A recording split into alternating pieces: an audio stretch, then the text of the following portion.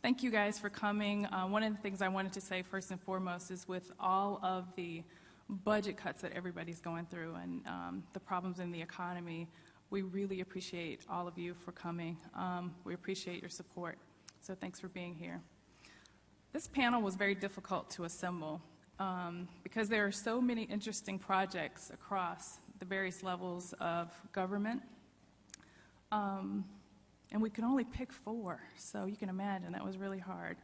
But what we tried to do was to pull a representative sample from across various levels of government to bring to you some of the most innovative and interesting projects that we've seen. We've titled this Virtual Worlds in Government because you're going to see multiple levels of government covered in this panel. So without further ado, I'm going to turn it over to our first panelists. They're going to introduce themselves. I want most of the attention to be on the panelists and their projects, and then we'll take questions from the audience. Sound good? Okay. But before we do that, because I forgot to tell you the purpose of the panel, wasn't that smooth? I did kind of say this though, so you have to give me credit. We want to show you some representative projects from across the various levels of government. We want to share lessons learned, and we want to be able to collaborate with you through questions and answers about some of the problems or issues that you've seen in your projects. If you don't get a chance to talk to these guys, do get a chance to go down to the government poster session because you'll see some other projects down there, and some of these guys have tables down there too. Now, Mr. Boyarsky, take it away. Do you want me to? Okay. So, let's pull up Andrew's slides.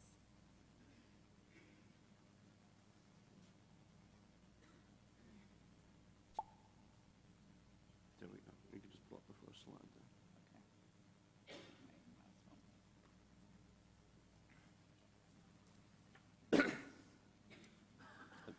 Myself. Okay. So, thank you for having me here, Keisha. Thank you for attending. My name is Andrew Boyarsky, and I'm project director at the City University of New York School of Professional Studies. We work together with the New York City OEM, or Office of Emergency Management, and the Gronstedt Group to develop an emergency shelter simulation and Second Life for training. Let me start with why. Behind New Orleans, actually Miami and then New Orleans, New York City is the 3rd most vulnerable city on the East Coast to hurricanes. Hurricanes don't happen frequently, but when they do happen, they have very destructive force in New York, primarily because of what's called the New York City Bight, where the coast of Long Island and the coast of New Jersey basically make a right angle to one another, and water that's basically swirling and coming into that harbor basically goes right into land, and then, like in your bathtub, pushes itself straight up. We're seeing that, unfortunately, with the Mississippi, except in the opposite direction, going from north to south and creating floods. And I think the FEMA and all the other emergency responders are doing a fantastic job of just shoring up the walls that they can to protect homes and buildings along the riverside. That's why, in terms of the magnitude, as everything in New York City, we, in an emergency evacuation, we'd have to evacuate up to 2.3 million people from flood zones. We'd have to shelter close to 600,000 people. That's approximately the population of Charlotte, North Carolina. And we'd have to do that with 68,000 staff within 24 hours. So, are you with me? So if we could flip to the next slide. So far, we've trained over 25,000 storm staff. Of those staff that we've trained, 2,000 are hurricane shelter managers, and we've covered about 90% of them over the period of 2007 to 2010. And we're actually beginning training this season as well. The feedback that we received from these shelter managers, who are largely city employees, is we want hands-on work in shelters doing this. And when I did the calculations based upon the numbers that we had to cover, I realized it was going to be impossible to do a physical, face-to-face simulation with all the people involved. We'd be doing it for 4 years if we were going to do that. So it'd be impossible. until I realized that there were virtual worlds where we could possibly do this. And over a period of a year, starting at the end of 2009, we built a virtual environment simulation with interactivities. I'm just going to go through some of the basics of them. Go to the next slide. So we go to it incorporates setting up a command center, setting up other functional areas, identifying those areas, assigning staff, and these are played largely by non-player characters, bots, so to speak, unloading supplies, setting up the different parts of the facility, laying out cots, things of that nature, receiving shelter clients, dealing with problem-solving and issues, people that bring dogs in without papers and things like that, people who come in with medical issues and stuff like that.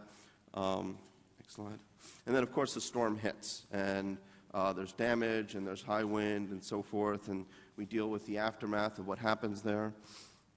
And then we wrap things up, and everybody goes home, and everybody lives happily ever after. So I want to focus a little bit on the challenges, and then I'll turn things over to the other people who are on the panel. So some of the challenges that we faced, and I'll talk just very briefly about them, and then if you have questions, I can answer them further. So there was confusion about the original design with our client.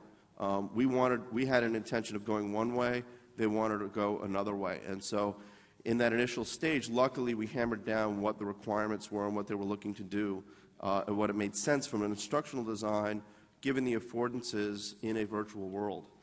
The second, and I think the most major challenge, is the IT security, both in the city as well as in the university. From the city side, they sit behind a pretty potent firewall, and we have preferred solutions. We haven't gotten to the stage of being able to test those solutions. It's just been an ongoing issue for us. And we've had our workaround right now is just to have people come to the university when they can to take the course, and we've had about a dozen groups go through it so far. But the intention is to solve that problem. We're looking at a web-based browser where we could possibly interact using that, moving it to other platforms and things like that.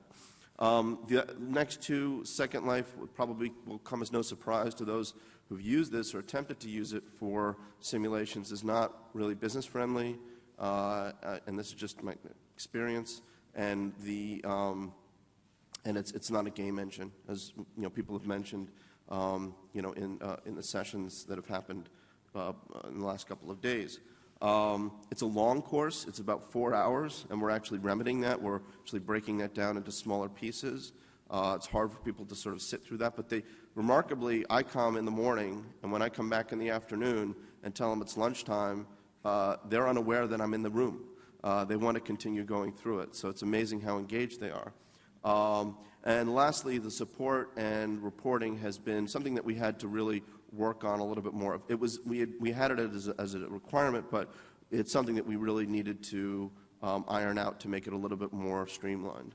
My last recommendation is, if you do decide to initiate something you haven't done before, is to beg, borrow, and steal before you buy, so to speak. So if you can borrow something from someone else, repurpose something else, then I really recommend doing it. Doing it at a small level with drills in specific places. Go to the next slide. The rewards, I think, are really great. The sense of place, of being in that location, is fantastic. The people who have gone through it, we actually had one person who participated who actually ran the facility for the Department of Education, and he said, "You got the place right, and this is a big help to know how to run this place." Group learning and group commitment is incredible. It's incredible to see and watch, especially with the groups that have gone in there, 3 or more, that they form a team. One person's the leader, the rest are executing certain directives and things, and they make group decisions, and it happens naturally. Tracking and reporting, while the reporting aspect took us a little while to work on, it's nice to be able at the end of the simulation to say, here's how you did, here's how you performed.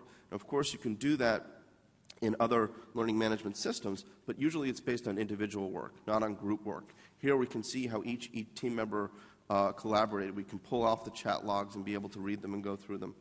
And last item is it's extensible to other uses, so we can repurpose it. We can increase the size of it in terms of the number of facilities, so we can bring it to a higher level. We can use it for other purposes, such as points of dispensing and things like that. And the last and the most, I think, fulfilling one for me, and I set this out as a requirement at the beginning, a quality requirement, do they want to play it again? And almost all the time I hear from them is that they want to play the simulation again. So it's nice to hear that, and that's my piece. So, Thank you. thank you.